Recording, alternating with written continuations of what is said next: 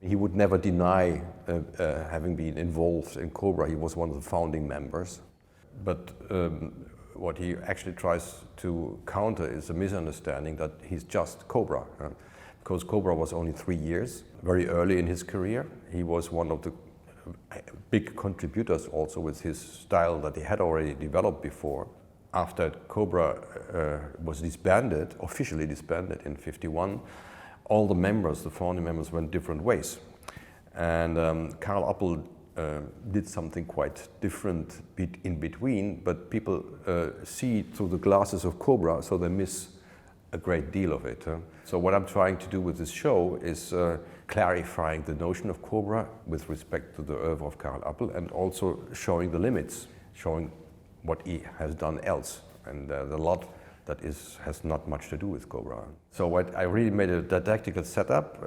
Gallery 1 in the front is non-CoBrA, and here is CoBrA. In this gallery, Gallery 2, CoBrA needs also some qualification.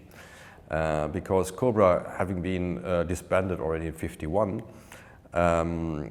it was actually completely forgotten. And you could even say the real CoBrA movement was, in terms of impact, a complete failure. But then in the 1960s it was picked up. And there were art critics who specialized on it, there were collectors who specialized on it, so it became something to be written about, to be shown, to be collected. And then you had, in the same period, 50s, early 60s, the shift of the art center from Paris to New York, which came along with a change of paradigm.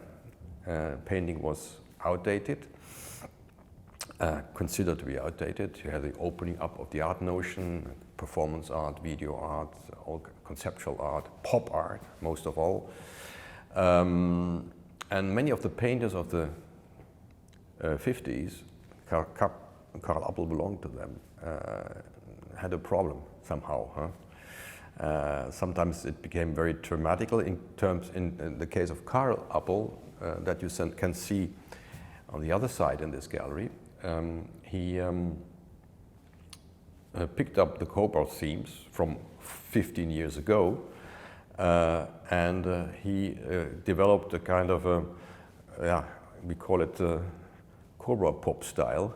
He combined it with pop style elements, the sleek, the flat, superficial, a little bit shouting,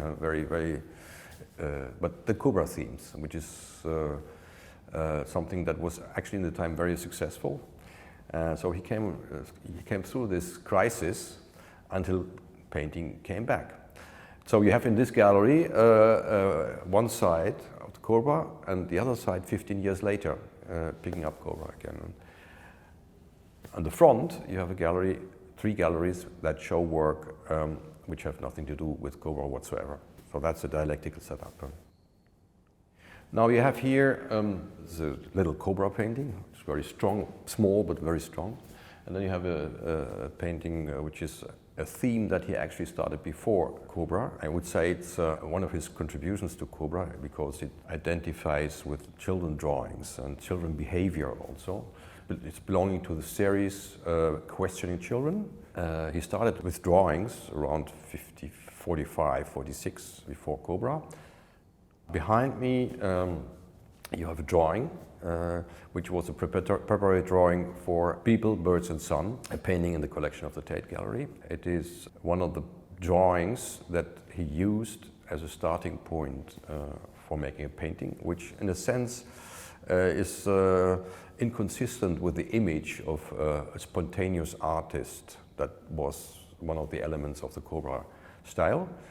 And so he used drawings that he made before, and when they were important for him, he took them later on to marouflage, to make a marouflage on canvas in order to conserve them better than the poor paper on which he at the time worked. And then we have this figure, the first appearance of this figure in this huge size, but it was also a drawing that he later marouflaged on canvas. I put that here because it is a formal analogy with one of those late works, 15 years later, around the corner, which is belonging to this CoBrA pop style period.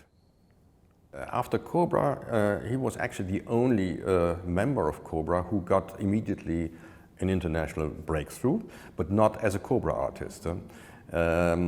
He met in Paris Michel Tapier, art critic, impresario, entrepreneur. He himself was a little bit of an artist. And he was very much working in international connections. It was Michel Tapier who brought him in contact with his New York galleries, Martha Jackson, already in '53. And he had his first show in '54. And then in New York.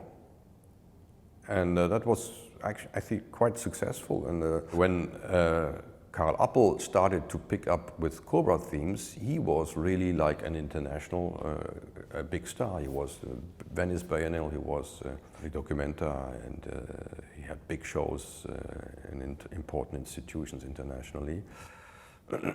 So, and not as a CoBrA artist in the first place. You have the sculpture thing in this space is actually the type of sculpture that shows very well how his sculpture is rooted in his painting. It develops out of the painting. You have on the wall here paintings which are reliefs. They have already a third dimensionality, which is nevertheless flat in levels. And then there's a logical step to go into space, and that you can see with these little sculptures, which actually are maquettes for big projects. They are to be executed in steel plates. So you have the flat painted surface developed and bent in the space. Here it's cardboard, and then it has to be in steel, 3 meters high. And there are still standing some public sculptures in this public spaces all over the world of that period. In Japan, in Dijon, in the university. And in America also, some places. In the front galleries you have only one sculpture, and that is from the period before CoBrA. I call that space the liminal space because there you have a work which is just before and a work that's just after CoBrA, just to clear the limits. And that is a sculpture that he originally made in his studio in Amsterdam, just after the war, where he really had no money to buy canvases or material. So the only thing that was available was plaster. So he made plaster sculptures, and there is a big series of those, which he later on, after he had become successful, had cast into bronze. Now, yeah, you had already, in between these two periods, you had already this coming back of classical themes. Abstract, the first impression that he had from New York, huge canvases, action painting. He saw that and he immediately tried to do it himself. And the nudes, which is actually the opposite to abstract painting, because it's a very classical theme, but also the opposite to CoBrA, because that's very the old-fashioned classic theme, the nude. But CoBrA wanted to fight against with children drawing. Yeah, the gesture and color was, of course, one of his trademarks from the beginning. He had this huge line thing, which is actually drawing in space. I mean, thinking was like drawing. And he did even, in a sense, when he made a painting, a drawing, and then he applied color in massive fields, massive monochromatic surfaces, so that it becomes almost physical, that it becomes also almost three-dimensional. Colors are very lively, very extreme, and expressionistic.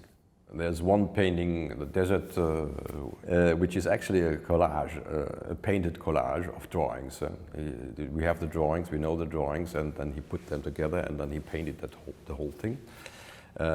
We even discovered something very similar to Picasso did 50, 60 years ago, before.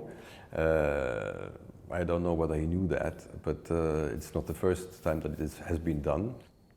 Painting to the right is actually also based on a drawing, but there's the whole painting which was made from, he made a whole series of drawing where he drew over illustrations in a book. And we have several paintings that came out of that. This is one of them. And then there is one painting that belongs to a series that he calls cityscapes. He did landscapes before, but he was living most of the time in cities. So it's one of the cityscapes. It's a big one, but it's actually very small as to compare to other ones of this series. There is an overlap, of course, because I think the legacy of CoBrA and Karel Appel is that you find a place for painting which is in between representation and abstraction. That was the big discussion in the 1950s. There was a tendency to emphasize abstraction, which was supposed to be expression of the free world, because there's no,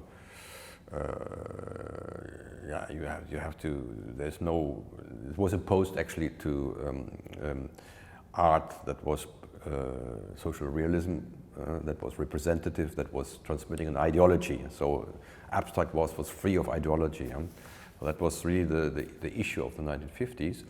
But the problem with abstract art, you can easily get into kind of a formalism that is liking a danger which is very present. And I think this is sort of prefigurated in CoBrA and in Karel Appel. They are in between abstraction and figuration.